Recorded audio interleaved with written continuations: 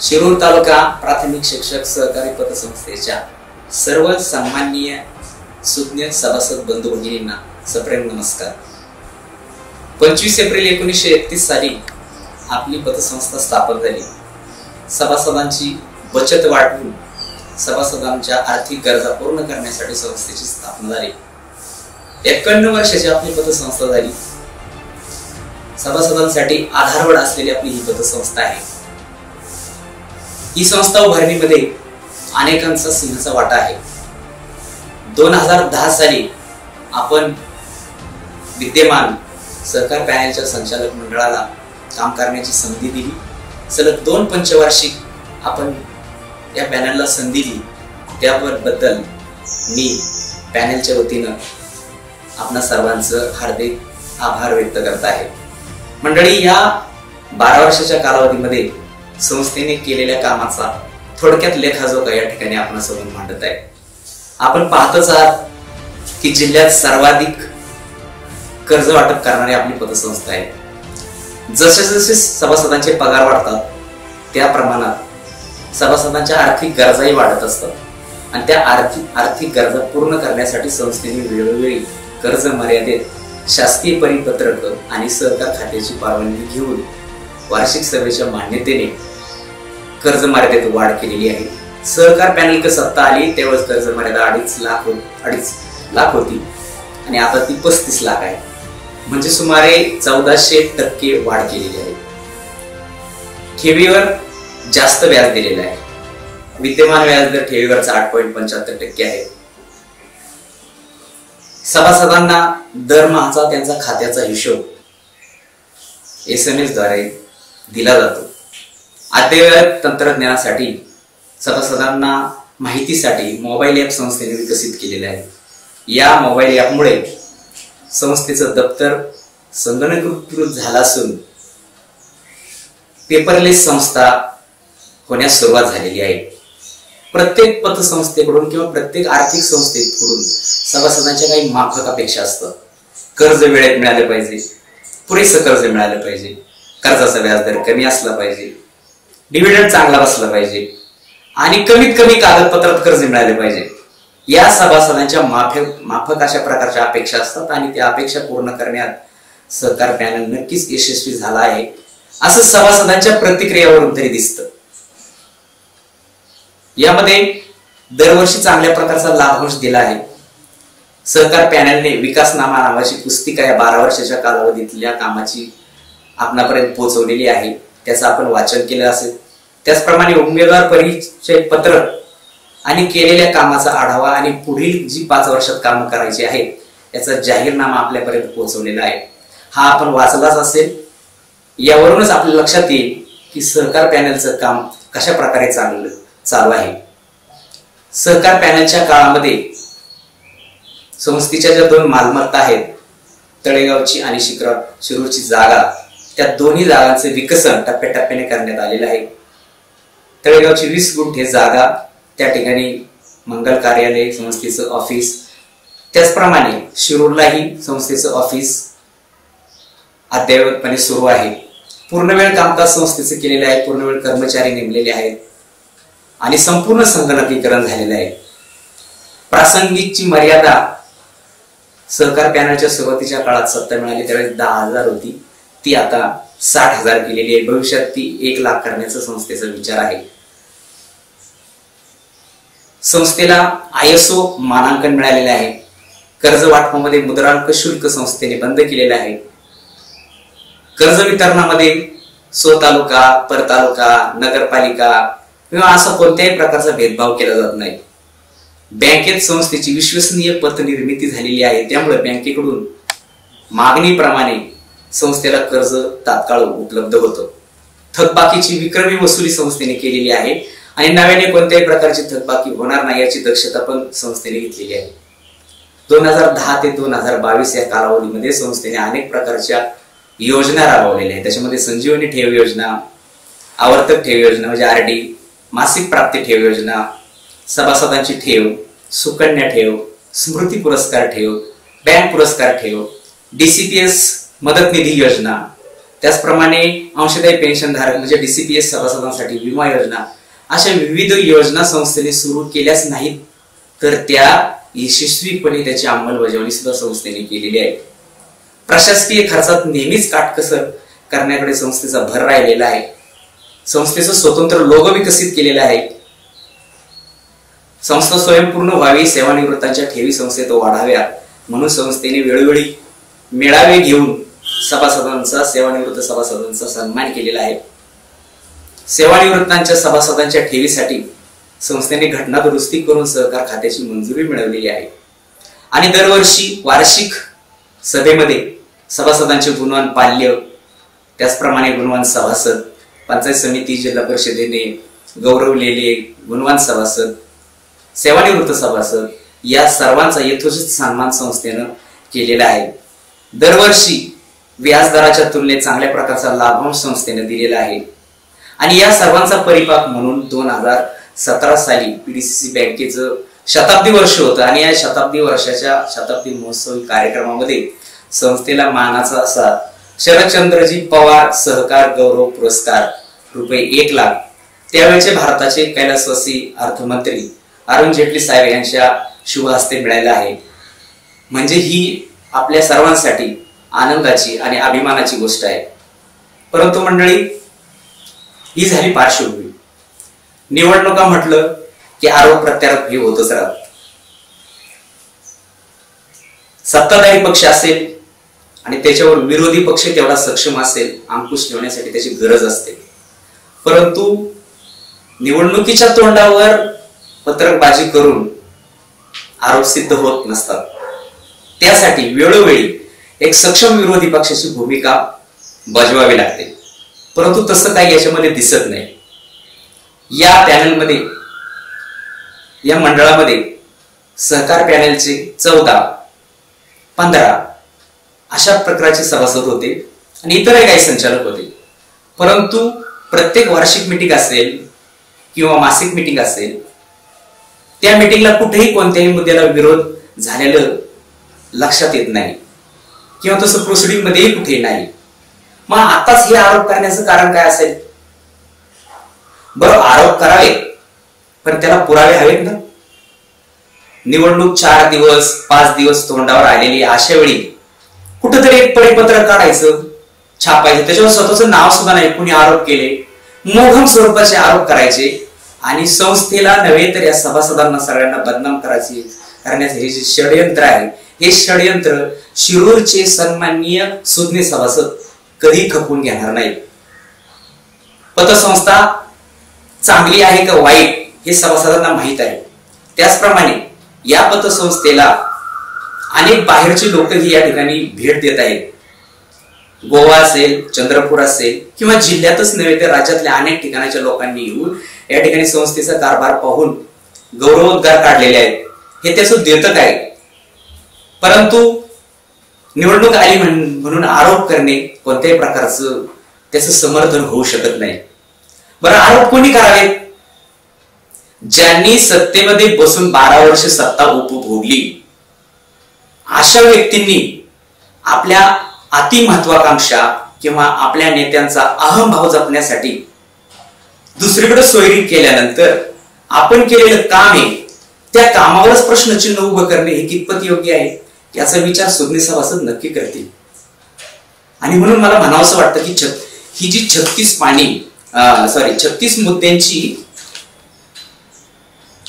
36 मुद्द्यांचं एक आरोपपत्र तयार केलेलं आहे. याच्यावर सगळ्यावर नजर टाकली तर यामध्ये कुठेही असं ठोस काही दिसत नाही. आरोप करायचे म्हणून केलेले आहे. नेहमीचा एक मुद्दा असतो, कोणता? गेल्या 10 वर्षामध्ये हा मुद्दा प्रामुख्याने पुन्हा पुन्हा उदयास येतो की इमारत बांधकाम, इमारत दुरुस्ती आणि भ्रष्टाचार. हे फक्त कधी होतं? निवडणुकीच्या तोंडावरती. मग तळेगावचं बांधकाम असू द्या किंवा शिरूरचं बांधकाम असू द्या. आता शिरूरचं बांधकाम होऊन 4 वर्ष पूर्ण झाली. त्या ठिकाणी संस्थेचं अद्यावत अशा प्रकारचं कार्यालय चालू आहे.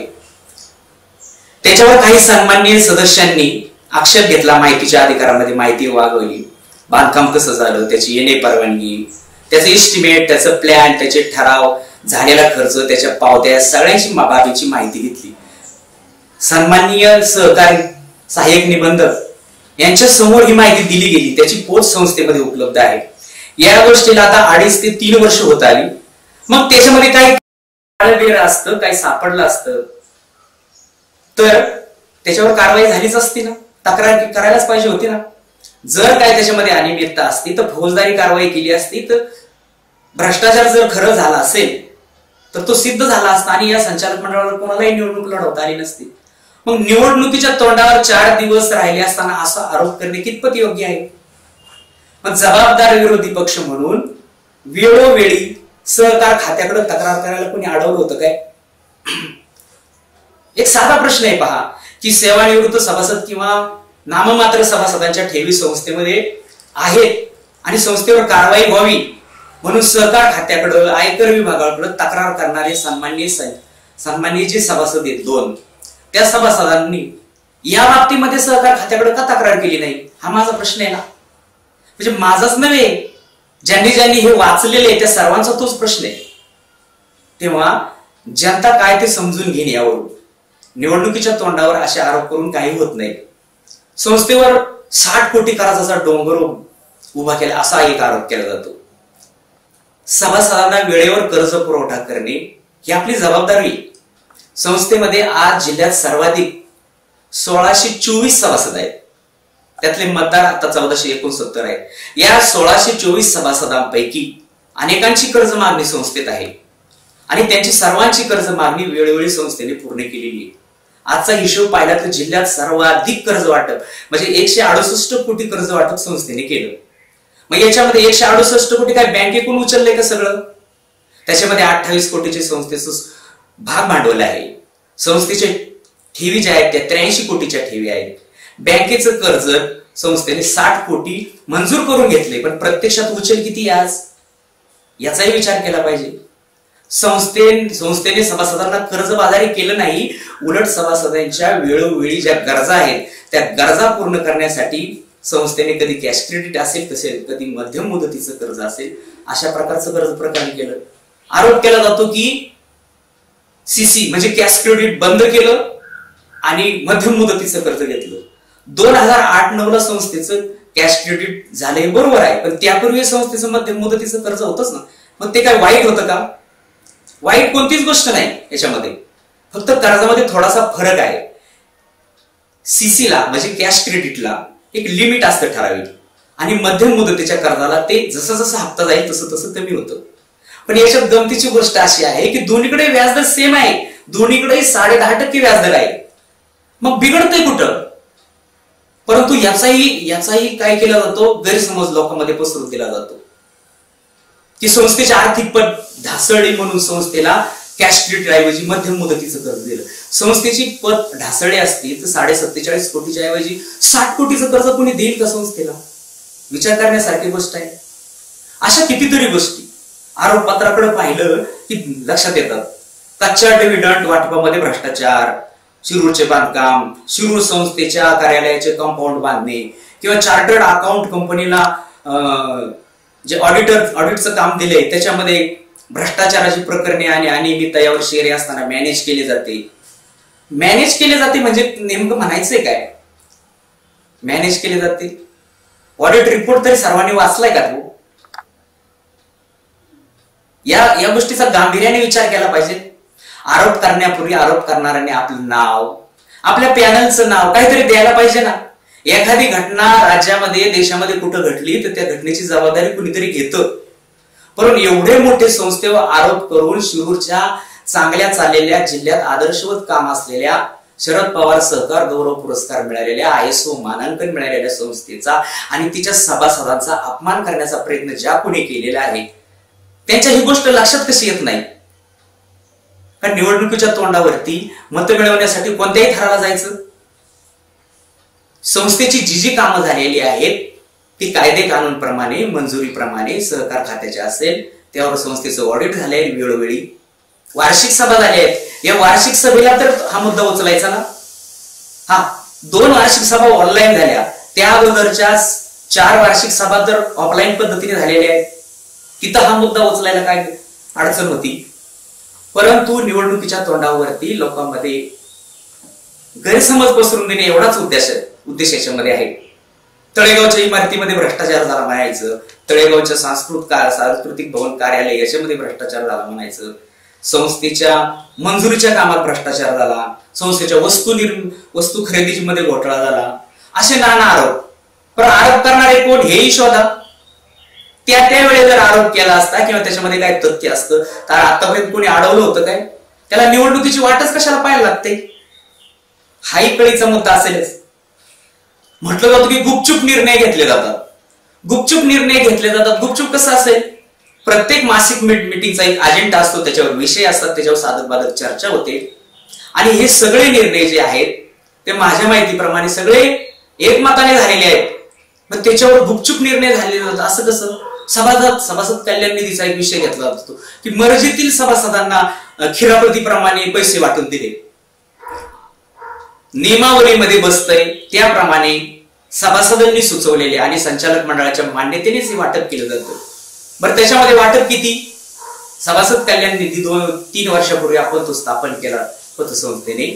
त्याच्यामधून ऍक्सिडेंट झालेल्या व्यक्तीला सुरुवातीच्या काळात थोडी रक्कम एक मदत म्हणून दिली जात होती. गेल्या वर्षीच्या वार्षिक सभेमध्ये त्याच्यात दुरुस्ती करून गंभीर आजार किंवा दुर्धर जे आजार आहेत त्याच्यावरती उपचार करणाऱ्या सभासदांसाठी ती रक्कम कमाल 1 लाखापर्यंत करण्यात आलेली आहे. त्याचा लाभ एकाच सभासदाला देण्यात आलेला आहे. बाकीचे जे लाभ दिलेले आहेत ते छोट्या स्वरूपामध्ये त्या ऍक्सिडेंट झालेल्या व्यक्तीला दिले गेलेले आहेत. हे सगळं प्रोसिडिंग मध्ये आहे. त्याला सर्व संचालक मंडळाने मान्यता दिलेली आहे. आताच निवडणुकीच्या तोंडावर हे आठवतंय कुठून? लोकल ऑडिटर नेमण्यामध्ये घोटाळा झाला. संस्थेच्या सभासदांमधले जे सभासद आहेत त्यांच्या अनुभवाचा फायदा संस्थेला व्हावा म्हणून संस्थेतल्या सभासदांमधलेच 2 लोकल ऑडिटर दरवर्षी नेमले जातात. ते लोकल ऑडिटर वर्षभर काम करून त्यांचा रिपोर्ट संस्थेला सादर करतात आणि तो सादर केल्यानंतर त्यांचा जो भत्ता आहे, मेहनताना आहे, तो त्यांना दिला जातो. मी तर या ठिकाणी त्यांचा आवर्जून आभार मानेन की त्यांनी खूप चांगलं काम करून संस्थेला मुख्य ऑडिट व्हायच्या अगोदर बरीचशी मदत केलेली आहे आणि ऑडिटमध्ये असलेल्या त्रुटी दाखवून दिलेल्या आहेत. त्यामुळं ऑडिट करणं सोपं गेले आहे.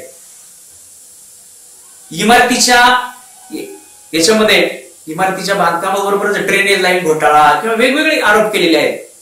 संजीवनी ठेवीची रक्कम अचानक वाढवली म्हणतात, 2% ऐवजी 3% केली. संचालक मंडळाने हा निर्णय घेतलेला नाही. संचालक मंडळाने वार्षिक सभेमध्ये मंजुरीसाठी हा विषय ठेवला. वार्षिक सभेने त्याला मान्यता दिली.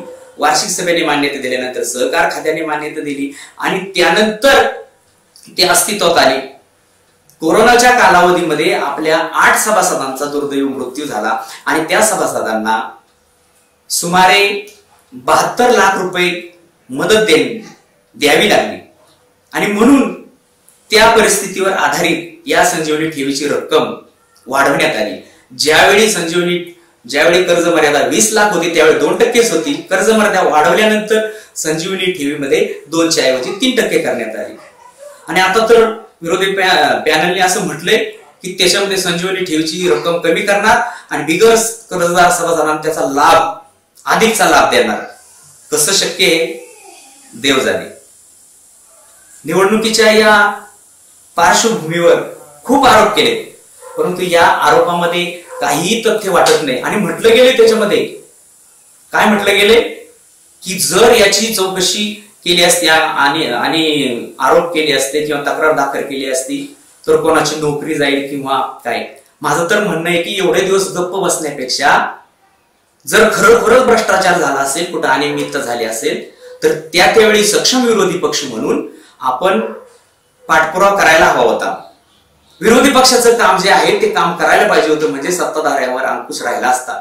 परंतु तसं काहीच झाले नाही. याचा अर्थ इथं काहीच झालेलं नाही. फक्त निवडणुकीच्या तोंडावरती पार्टी बदलली की दोष दिसू लागतात असंच याच्यावरून सिद्ध होतं. तसाच मुद्दा एक उपस्थिती भत्त्याचा आणि निवडणुकीच्या तोंडावरती एक नवीनच फंडा पाहायला मिळाला. म्हणजे आपल्याला आरोप करणे शक्य नाही. सहकार पॅनलने त्यांनी केलेल्या कामाचे प्रत्येकाचे व्हिडिओ सभासदांसमोर टाकलेले आहेत. त्याच्यामध्ये अनेक मान्यवरांनी आपली मतं व्यक्त केली आहेत. पण विरोधी पॅनलकडून असा एकही व्हिडिओ नाही की आरोपाचा असू द्या किंवा त्यांच्या काळामध्ये केलेल्या कामाचा असू द्या, कोणत्याच प्रकारचा व्हिडिओ पुढे आलेला नाही. मग आरोप करायचे असेल तर ते जाहीरपणे करावेत ना, असं आडमार्गाने का करावेत? एखादं पत्रक काढायचं किंवा ढबुराव नावाची पात्र तयार करायची आणि लोकनाट्याच्या ढंगाने शिक्षकांच्या निवडणुकीत रंग भरून करमणूक करायचं. करमणुकीपेक्षा लोक याकडे कोणत्याही दृष्टीने पाहत नाहीत हे मात्र नक्की. आरोप आहे उपस्थिती भत्ता घोटाळा. दरवर्षी संस्थेची वार्षिक सभा झाल्यानंतर उपस्थितीबद्दल सभासदांना 300 रुपये उपस्थिती भत्ता देतो. जे सभासद उपस्थित असतात वास्तविक त्यांनाच हा उपस्थिती भत्ता देय आहे. परंतु अनेक महिला वर्ग या सभांना उपस्थित नसतो, म्हणून कोणाचंही नुकसान होऊ नये म्हणून संचालक मंडळ प्रत्येक संचालक आपल्या गटातील यादी शाळेत जाऊन त्या महिला भगिनींना आणि राहिलेल्या सभासदांना उपस्थिती भत्ता देऊन त्याच्या सह्या घेतो. आरोप केला जातो की या उपस्थिती भत्त्यामध्ये घोटाळा आहे. असं कोणतीही घटना झालेली नाही. परंतु याच्यामध्ये एक अडचण येते. ती अडचण म्हणजे परतालुक्यातील सभासदांची. जे सभासद संस्थेत येतात त्यांना हा उपस्थिती भत्ता दिला जातो. त्या ठिकाणी त्यांची स्वाक्षरी घेतली जाते. मार्च एंड पर्यंत हा उपस्थिती भत्ता संस्थेमध्ये त्या सभासदांनी देय असतो. कर्मचाऱ्याकडे तो ठेवलेला असतो. जे सभासद येतात ते सह्या करून तो घेऊन जातात. ज्यांचा न्यायचा राहतो तो उपस्थिती भत्ता संस्थेमध्ये जमा केला जातो दरवर्षी. त्यामुळं हा भत्ता संचालकांनी काढून त्याचा निवडणुकीसाठी वापर केलाय आणि हजारो लाखो रुपये काढलेत हे म्हणणे एकदम चुकीचे आहे. दुसरी गोष्ट आहे संजीवनी ठेव. या संजीवनी ठेवीमध्ये संजीवनी ठेवीचा लाभ सभासद नसलेल्या व्यक्तीला दिला आणि त्याच्याकडून पैसे घेतले असा आरोप केला गेला. वास्तविक जो सभासद संस्थेमध्ये त्याची संजीवनी ठेवीमध्ये ठेव आहे अशाच व्यक्तीला हा लाभ दिला जातो. संपूर्ण संस्थेचं संगणकीकरण झाल्यामुळं बॅकडेटेड असं पूर्वीसारखं काही करता येत नाही हे सन्माननीयांनी लक्षात ठेवावं.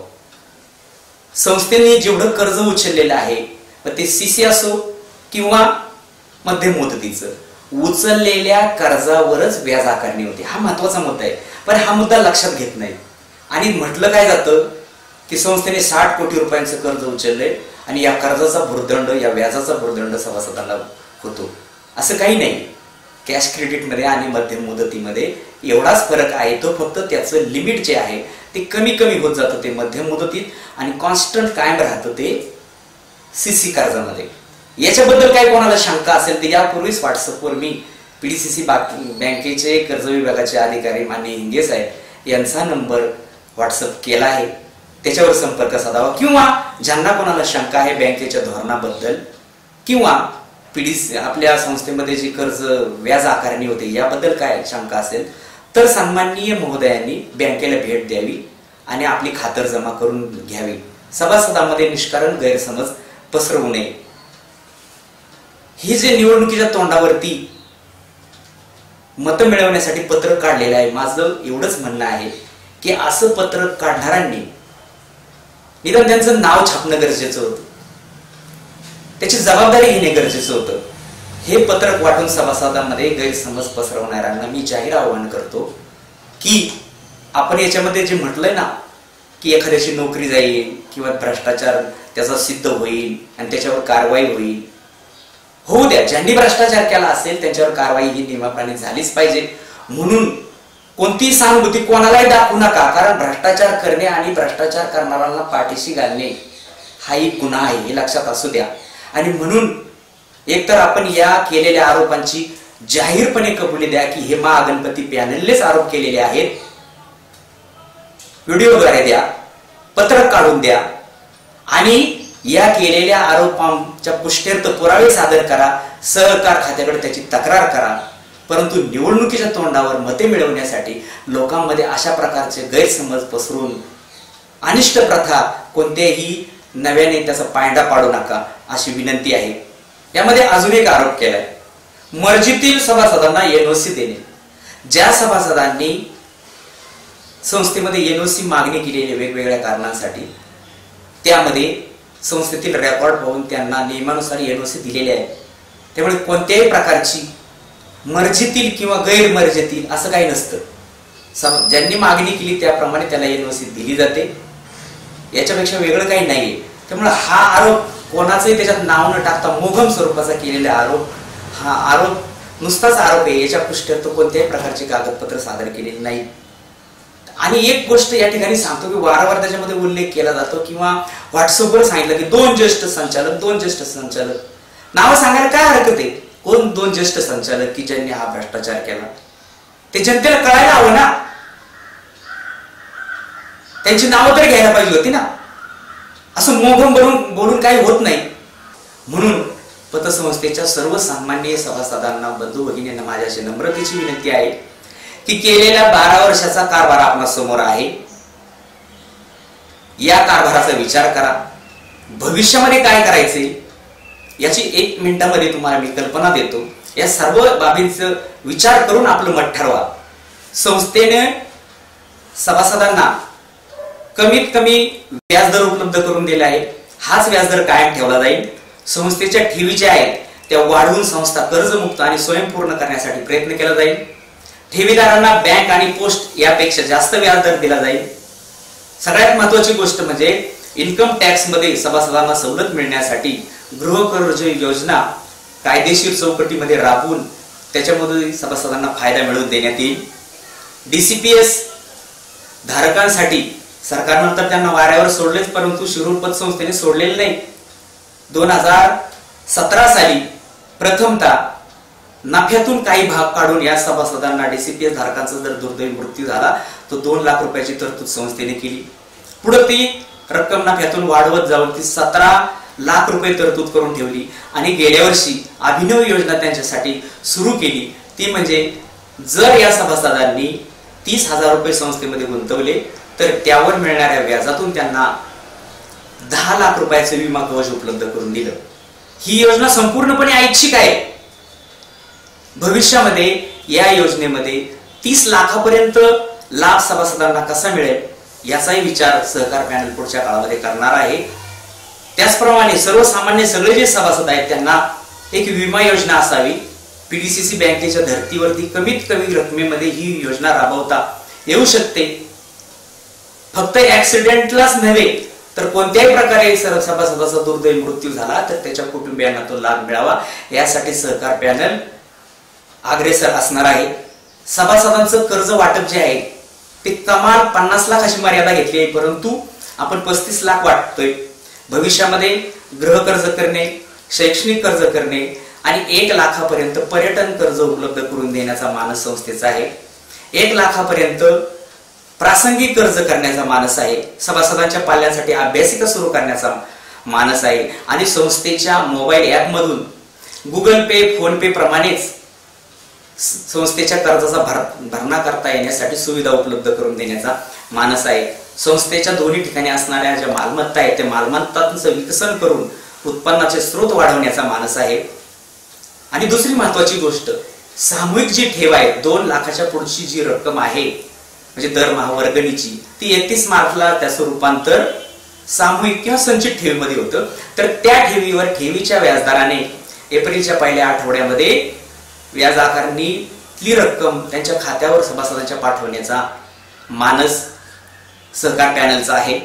त्याचप्रमाणे घटना दुरुस्ती करून नगरपालिकेसाठी स्वतंत्र एक संचालक आणि पर तालुक्यामध्ये जेवढे सभासद आहेत त्यांच्यासाठी एक स्वतंत्र संचालक प्रतिनिधी देण्याचं काम सहकार पॅनल करणार आहे.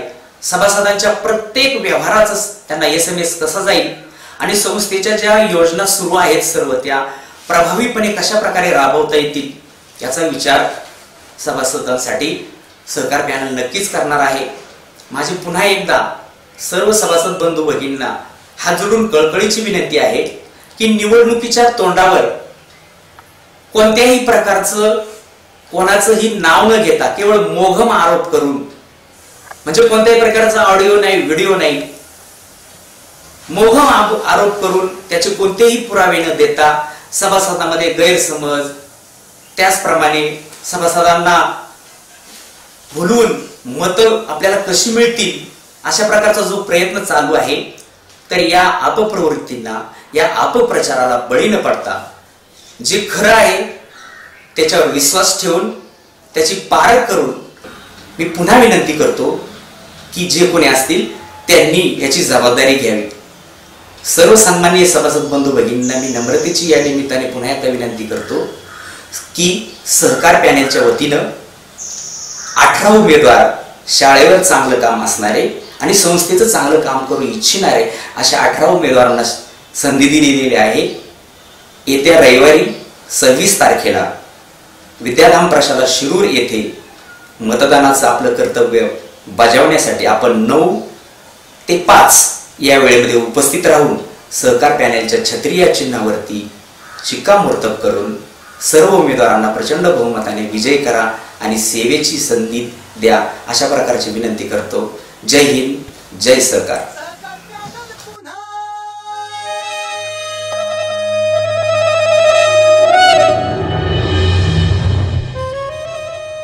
विश्वासाला हात देऊया, सहकार पॅनलला साथ देऊया. सहकार पॅनलच्या सर्व उमेदवारांना छत्री या चिन्हासमोर रबरी फुलीचा शिक्का मारून प्रचंड बहुमताने विजयी करा.